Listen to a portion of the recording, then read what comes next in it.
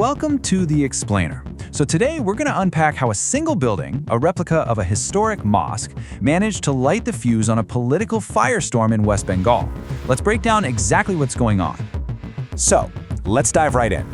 This story is a perfect example of how one symbolic act, something that's tied so deeply to a sensitive past, can just explode. We're going to see how it pulls in politicians, the courts, and all these long simmering tensions in the region. All right, first things first. We've got to get the basic facts straight.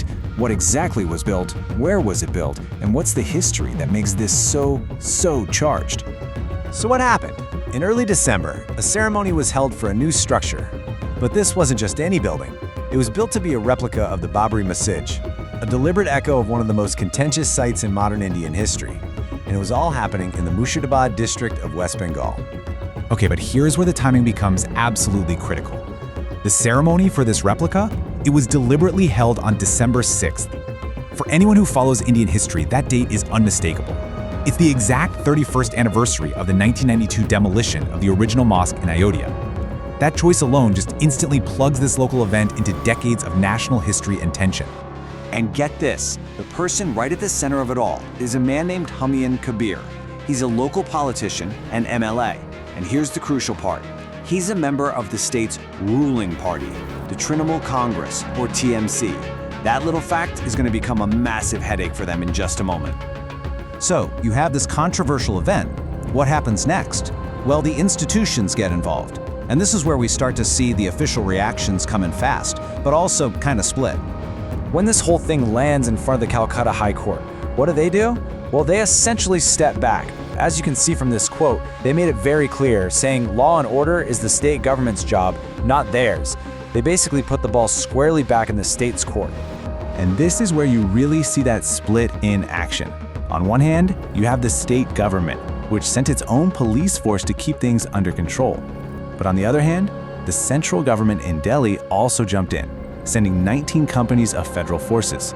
They cited previous riots in the exact same area as the reason they needed to step in. Meanwhile, what's Kabir's own party, the TMC, doing? Well, they're trying to put some distance between themselves and him, and they're doing it fast. They made a very public move and officially suspended him from the party. Yeah, and their official story was pretty blunt. A senior leader from the party went on the record, saying they had actually warned Kabir 3 times not to do this kind of thing. They accused him of picking a sensitive area on purpose just to stir the pot. And they made it clear that this isn't the kind of politics they support. Okay, so the court has backed away, the ruling party has cut its own guy loose. What happens now? Well, the gloves come off, and this whole thing blows up into a full-on political war of words, with everybody using it to push their own agenda. So, you'd think being suspended might quiet Kabir down, right? Not a chance. He immediately came out and framed the court's decision not to intervene as a personal victory for the Constitution. And then he dropped a bombshell.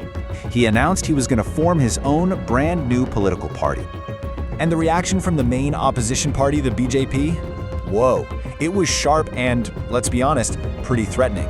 This quote from one of their leaders, Arjun Singh, is a direct and really inflammatory warning shot at Kabir, and it just ratcheted up the tension even more. You see what's happening here? The opposition is making sure this isn't just seen as some local squabble. They're painting it as a national insult to our Constitution in a calculated attempt to stir up communal trouble for political points. So, you might be wondering, why? Why such a massive reaction to one replica building? To get that, we really have to zoom out and look at the bigger picture, the underlying context of this specific region as laid out in the source material. The reporting we're looking at paints this area as a real powder keg. There's a whole mix of things bubbling just under the surface. A history of communal clashes, a huge unfenced border, and these persistent political accusations of appeasement politics, basically favoring one community over another to get votes. And let's get specific. The event happened in the Murshidabad district, and demographically, that's a key detail. According to the source, it's a district where the Muslim population is over 50%, a fact that every political player in this story is very, very aware of. And going even deeper, the source material makes this pretty bold claim.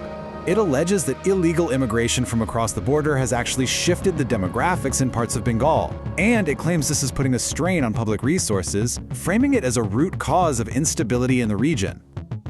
All right, so you've got the high-stakes political drama, you've got security forces on the ground, you've got all these deep-seated tensions.